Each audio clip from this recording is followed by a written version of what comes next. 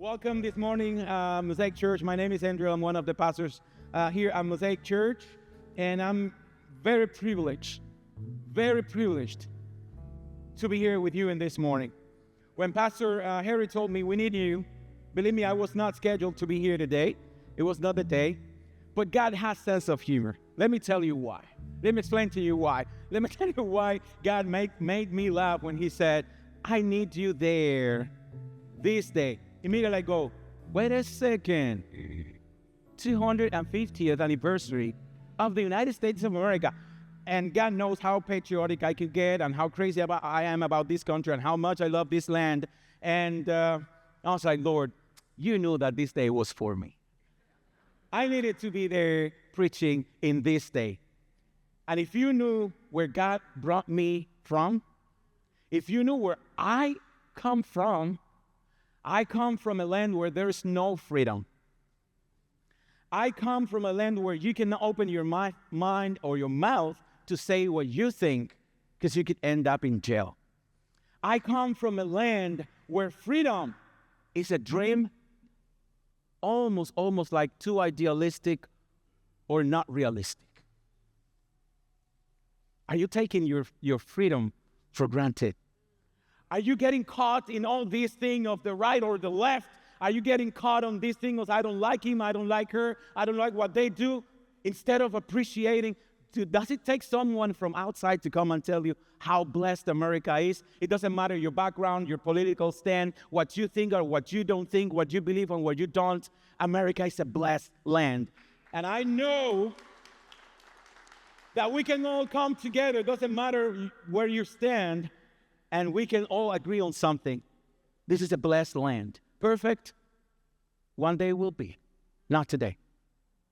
Blessed, and with God's hands on it, I'm sorry, but I truly believe so. And that doesn't matter where you come from and where you stand. That's the truth that I think we all can agree on. So I was like, thank you, Lord, for giving me the opportunity to come from a place of no freedom at all to preach in one of the most unique churches in the United States of America in its 250th anniversary.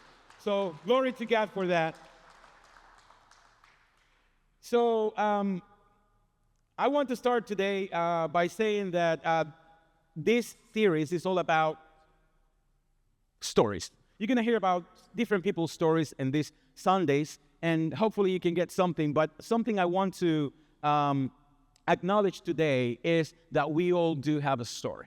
And I want to say, hey, my story is not better than yours. I do have the opportunity to be standing here today and say mine, but if I sat down with you wherever you are and I listened for more than 5 minutes, I'll be like, boy, girl, you need to be out there. We all have a story. And I want to acknowledge that mine is not better than yours. Mine is just mine, and I hope it serves you today for something in this morning. I preached a while ago about my life. Somebody was reminding me back there that they remember that preaching. And I remember one person, maybe a couple of them saying, boy, that was depressing. Because I was explaining where I came from and, my childhood and all of that. So I don't want to get depressing today for you. I'm just going to do a quick summary, okay? I'm just looking to do it just a quick summary. I come from a very dysfunctional home with a very abusive stepfather. A mother that didn't know how to get out of it, so it lasted for I am 42 years old, and that's how long it lasted. Because my mother, for the first time, called me last week and said, "I'm in a new relationship and I'm happy. I know now what it is to be a woman, and I know now what it is to be happy." And me and my wife are talking about this, and for the first time, I've seen my mother happy in the 40 years that I have. So it's incredible that in that time, she did not know how to protect me. We were extremely poor. The police would come to our house very often to just stop the chaos that was going on. My younger brother, way younger brother, learned how to treat me the same way that my stepfather would treat me. And here I am not knowing what to do in the middle of all this chaos, saying, Lord, what did you bring me to this earth? What am I doing here?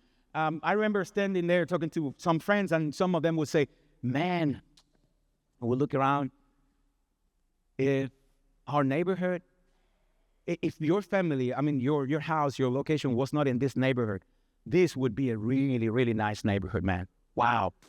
And I'll be like, in my mind, how do I respond to this? Like, well, yes, I guess.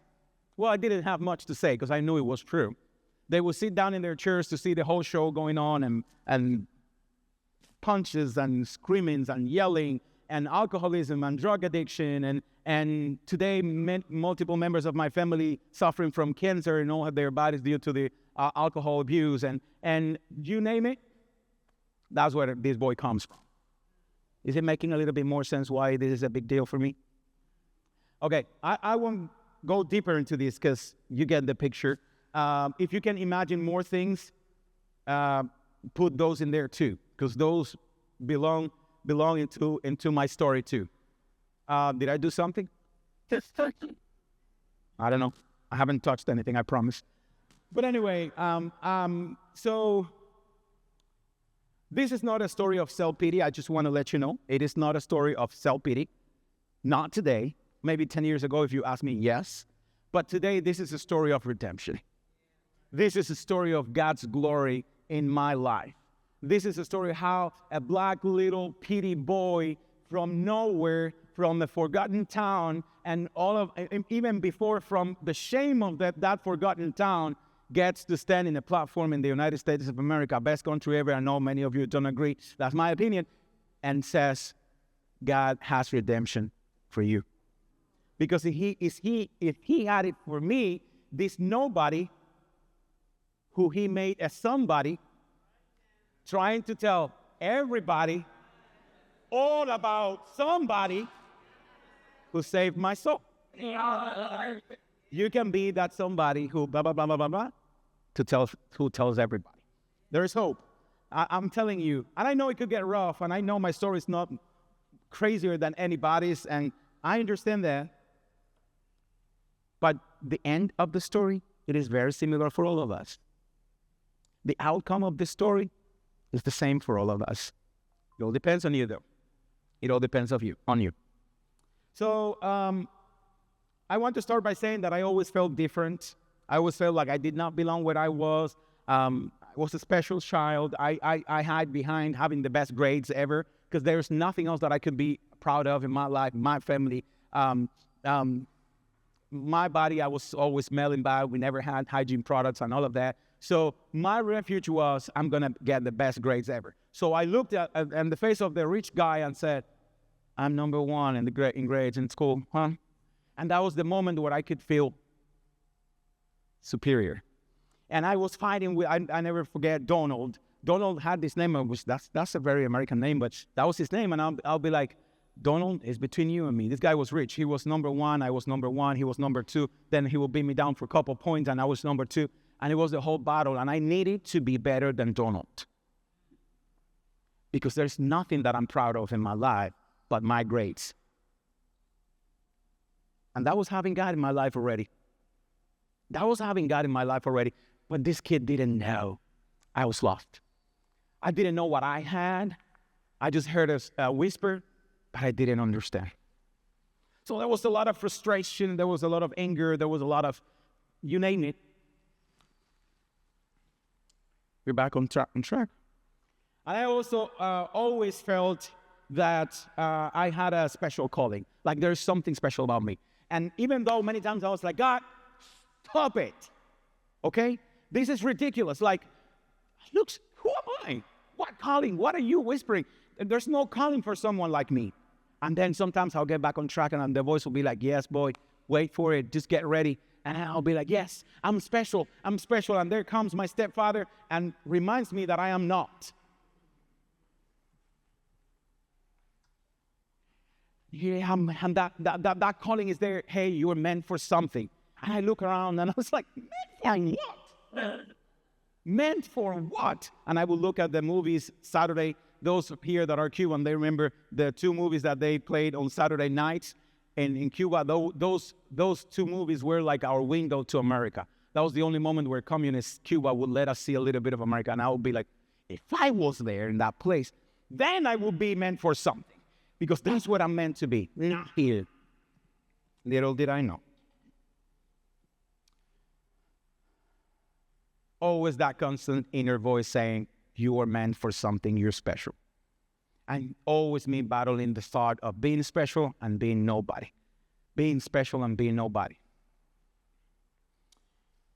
Now, there's this guy that reminds me of myself a lot, and this is Joseph. Not that I want to compare myself to him in any type of way.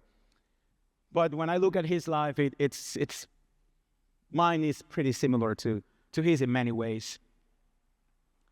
And we both were, and I'm including you in that, Joseph, me, and you, the three of us were called. And some of us were rejected by our own people. Called by God, but rejected by our own people. And this verse 28 in Genesis chapter 37 says, the Midianites traders passed by. So the brothers pulled Joseph up and lifted him out of the pit. Not to uplift him, not to do what a good brother does, but to do what my brother did to me. And so many times, they sold him, right? So his story, Joseph, begins with a dream. I have this dream. And then right after the dream, there is rejection. There's tribulation. One interesting thing about his life is that he had this beautiful coat, right, that his father gifted him, that represented favor. Not just the favor of his father, but the favor of God. But he didn't know how to handle that coat. He was full of pride. And instead of embracing himself with God's coat, he was showing off who he was and how good he was. And I had my coat too. My grades were my coat. I had no other thing to wear as a coat. Physical coat, no, not even think about it. But my grades were my coat. And I was trying to show them off as much as possible. I knew I was different, but nobody understood me or my thoughts. I felt rejected by the same people that should have loved me the most. The place that should have felt safe was eventually the place that I wanted to flee. And the place where I felt the most disconnected. And like Joseph, I reached moments in my life where I said, this is enough. But eventually, by being 20-something years old, I learned something that by the time was painful, now is beautiful. And that was, God's calling was never about making me important. It was always about making me useful. Lord, now I have to relearn everything. I have to retrain my brain. My life has revolved around this idea of, I'm going to be the guy. I'm going to be so good one day. All this suffering is worth because you're going to put me in this throne. And you're telling me that I'm going through all of this just to go and serve? I can imagine God saying, yes, exactly. That is why, and that's the greatness of my calling to you. But I did not understand because I wanted another calling. I wanted to be used for something else. So in that moment, I hated my surroundings. I hated myself. I hated my parents because now it doesn't make any sense. I've gone through all of this with you just to end up being a servant. So I don't know. Everything that reminded me of my childhood would make me repulsed. And to the point when I came to America, the first thing I did, just trying to run from my past, was I took away my second last name. And I was like, well, you have to do it because in America, having two last names is always a problem with paperwork and all of that. I want to become more American. I want to have only one last name. Take this in mind. I'm not proud of the first or the second last name, but I can take the first one a little bit better. So let me take off the second one, trying to escape from who I was. Here I am being still the Solorzano. I'm still that person. I'm still have the blood. I'm still the same guy. I was running away from God's calling, and I was trying to erase everything that I could erase from my past.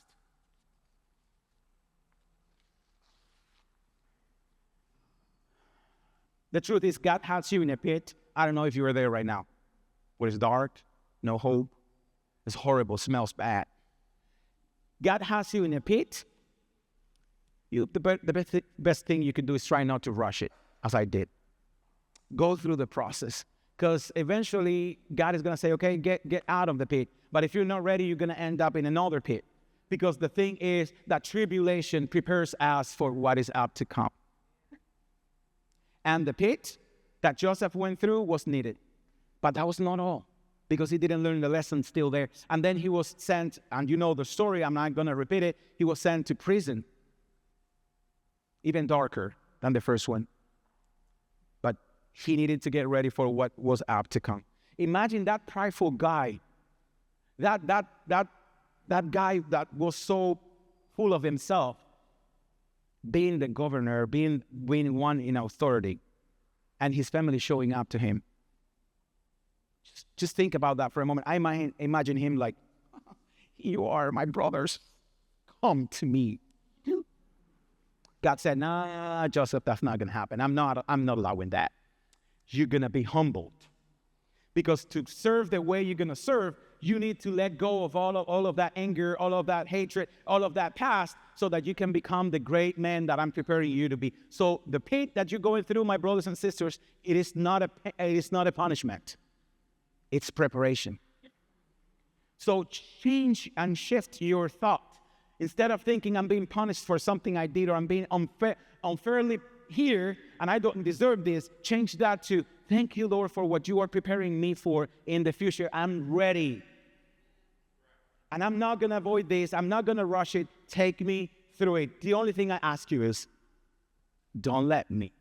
Be with me. Hold my hand, because I can see it's dark in here. Please be with me. Now, in chapter 39 of Genesis, Joseph is taken to prison, as I mentioned before. The verse says, Joseph's master took him and put him in prison. Like it was not enough what he had been through.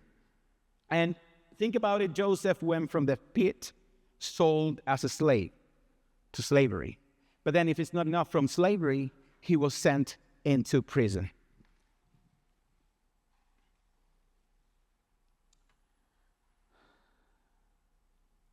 God is more concerned about who you are becoming. God is more concerned about your transformation than he is concerned about your comfort.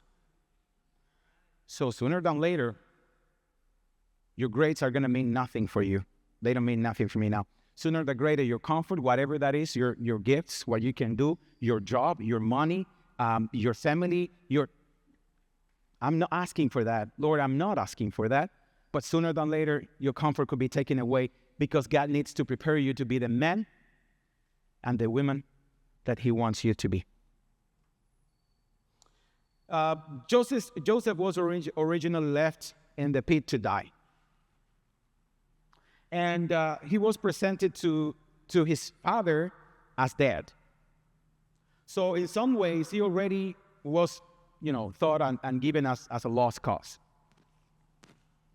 So the silver that these men paid for him, those were his redemption price. That silver was what took him out of the pit. And that reminds me of Ruth. And if I'm going to give you a little bit of idea of what this means in these times. Remember the story of Ruth and Naomi, how they were both widows and they had nothing. In these times, being a woman and not having a husband, and Naomi lost her kids and all of that, the situation they were both in was like they were lost. So here is Naomi saying, I'm selling, the only thing I have is the land. The only thing that was the inheritance that she had, the only thing that she could stand on and say, at least I have this, she's in a position where she has to sell it. And then here comes Boaz and steps in and says, I am going to pay a price for that land. I am going to inherit not only the land, but I'm taking Ruth as my wife, and I am inheriting all the shame and all. I'm paying the price for you all. So there was a price paid for Ruth and Naomi when they were in their darkest pit. That reminds me too of a second case, which is also Jesus. Someone innocent that had to go to the darkest pit in order to save you. To the point that in his humanity, he said, Father, if it's possible, please pass from me this pit, because it's dark. It's difficult. It smells bad in here. This is horrible. I don't want to be here, only if it's your will. And he had to go through that pit so that you can be perfected and transformed to be the woman in God. It's not just salvation, and that's the end of the story. This is so good, everything is, let's be happy in the house of the Lord. There is a process that we all need to go through to become the men and women that he is intended to be. In both cases, redemption started with a price. I don't know if you remember that Jesus was also sold for silver. What a coincidence. But it continues with a process that we call and know as sanctification. Remember that God can use a broken vessel, so it's better for you to get in the pit and get broken. But God doesn't want to use dirty vessels. He can use broken vessels. He knows how to do that. He knows how to fill you up and nothing is going to come out of your cracks. Actually, your cracks are beautiful for him. But once he wants to use a vessel, he not only breaks it up, he doesn't destroy it, there's a difference. He breaks it up, but after he puts it back together in holiness, he exposes the dirt inside that vessel. And it's up to you to say, yep, I want that dirt out. Help me. I cannot do it. At this point in my life, brothers and sisters, I haven't realized yet, but I had a lot to work on. I had to work on forgiveness. Forgiveness for myself, forgiveness for my family. I had to work in humility and bad habits that I had created to survive in this environment that I lived in. Anger, pride, self-centeredness. And all of that began with trial, pain, and God used people that loved me to really act as mirrors in my life. And for the first time, God forced me through these people to see inside myself. God said, have you all the time have been thinking about the men that you're going to be in the future, the great men that you're going to be, the great men that you're going to be, and how people didn't understand you. Have you looked inside? And when I looked, boy, I was disgusted by what I saw. I was like, no matter why I have to be in this pit. And actually, I'm better in this place away from people. Because what I saw, it really repulsed me. But God said, I'm not done with you, boy. That's the beginning of the story. You saw that? Let's go. Let's start working. So, you know how in biblical times, any jar that was broken, these clay jars, they would be tossed away. Well, God says, no, I repair them and I clean them up. So God breaking me was not destroying me. He was just rebuilding me. Now I understand that something that used to confuse me. Before, I thought I needed God and I needed others to see how great I was and how amazing I was. And I thought I need God to let others know how great I am. Now I understand I need him more than anyone around me. They were not the ones that needed him. It was me the whole time. And there's many signs of redemption in me, many scars of redemption in my life.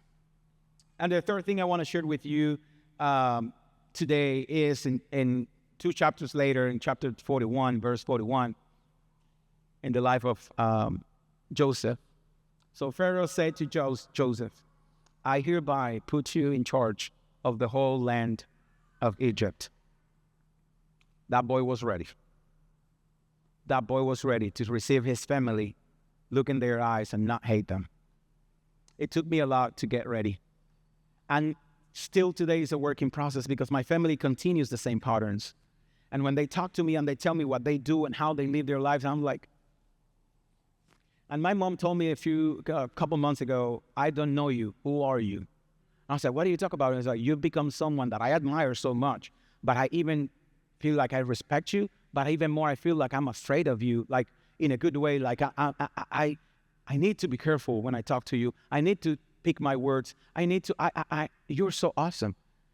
And in my heart, I was happy, but at the same time, I was like, Mom, have you realized that those are words that I should tell you? not you tell me, even though I'm happy for it. But then I still have to extend forgiveness and grace, because there I go like, well, then start changing your life so that you're like me. I'm so awesome, why don't you do something? And I'm like, shut up, sir. You're going to go back to the pit. Haven't you learned the lesson? So I'm like, Lord, no, I'm sorry. I just slipped up for a moment. I know that I'm not great. I know she doesn't have to imitate me. My mom is awesome. I was just joking. Please don't send me back to the pit. Yeah. Joseph reaches palace at the end. He's put in charge. But remember, before he reached that point, he was sent to jail. He was sent to prison. So what changed him was not being put in that position that he always dreamed as a little boy with his coat. What changed him was prison. So isn't it necessary? Yes. It is part of life. It is part of sanctification. It is part of what God is doing through your life. So the greatest miracle in the story of Joseph was not becoming the ruler of Egypt. That was not the greatest. He thought that would be the greatest. No, that was not the greatest thing. The greatest miracle was that he still had a softened heart after everything he had gone through. And believe me, if you would have talked to me 10 years ago, my heart was hard like a rock. Peter. So even here in America 10 years ago, I was still in the pit. How do we know Joseph was ready? How do we know that he was compassionate? How do we know that he was going to be a good ruler? How did God know that Joseph had learned his lesson? Well, I love this part. I'm going to tell you in a few minutes. Joseph became this great guy, compassionate instead of cruel, as he was supposed to be after his upbringing and everything he went through. And the heart change became due to prison. Now I understand that every person has a value because I've been in that pit. Now I understand that my story is not better than any of yours because I've been in that pit. Now I understand that God didn't call me for greatness because God is not using, yes, it's something great, but it's not about how great I can be. It's all about how good of a servant and how much I can serve other people. It took me a lot to get here. And I'm still battling, and I'm still learning, and I'm still trying to face bitterness in my life and try to turn away and hatred and hurt. But I can tell you, I'm not going back to that pit, boy. I am not. I learned that it's not about me. It was never about me and my coat. My coat meant protection for me and God's favor, not God's favoritism. I still work on giving grace to my mother. I still work on forgiving them. But I think one of the most powerful moments for Joseph was when he said, brothers, you intended everything, looking in their eyes, you intended everything for bad. Yeah. But God intended it for good. And listen, this is how God knew that he had learned. He intended it for the good of many lives. It was not about him. He finally understood, boom, Joseph, you got it. You are in charge of the whole land of Egypt now. My question for you is, how long is it going to take for you to stay in that pit? Because God is not punishing you. He's waiting for you to get ready. Maybe it's time for a mind shift and say, Lord, I'm ready to get out of here whenever you say, whenever your will is. He finally understood that God had been writing a bigger picture, a greater book than his life by himself. Same thing happened to Paul. He had to become blind to understand that it was more in life than just him and how good he was, how smart, how great. God took him to the pit because he was blind spiritually. And God said, and on top of that, I'm going to add physical blindness, all to prepare him. And today I can stand here and tell you the same thing. The pain that others intended for me, unintentionally or intentionally, God worked it all for the good of others. And on today I am proudly serving you because I am a proud servant. I am proud to be your servant, and I'm not ashamed of that. And I serve the youth in this church, and I am proud to be a servant for them. The pain that others intended for me God did not destroy me through it. The rejection, it just brought me closer to God. The brokenness, God worked in my life not to destroy me, but to rebuild me holier and to his image. So I am here in the 250th anniversary of the United States of America telling you, if God could use this smelly, black, poor little boy and redeem his life and do something out of it, oh, yes, he can do something amazing in yours. And he will take you out of the pit, he will take you out of prison, and he will do great things in your life too.